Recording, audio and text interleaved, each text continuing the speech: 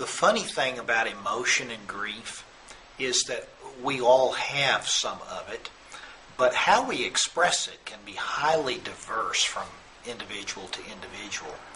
Some of my colleagues actually have begun writing, thinking, theorizing, researching the question of whether there may not be an entirely different way of doing grief that we call instrumental grief. And that's the notion that I tend to act out my grief. I get busy on projects or work on a memorial or do something like that, and that the emotion actually gets expressed that way rather than by, for example, talking it out.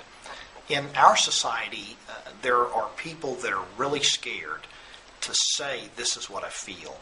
For many of us, we're not even quite sure how to label the emotions that we feel, if we feel them at all. And so I think it's helpful, first of all, to write it down, if especially you're having difficulty talking it out.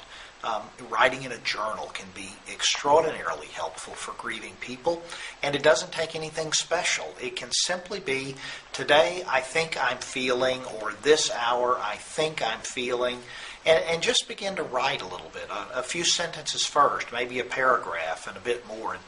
As one who does tend to express my own grief, not by talking out emotions so much, but by taking action or being that instrumental griever, to use the phrase of my colleagues Ken Doka and Terry Martin, I think what happens for those of us who are that way is that we, by writing those feelings out, what happens is we actually do express emotion, and we become even more aware of what is going on the inside that we maybe just had not given ourselves a lot of opportunity to think about.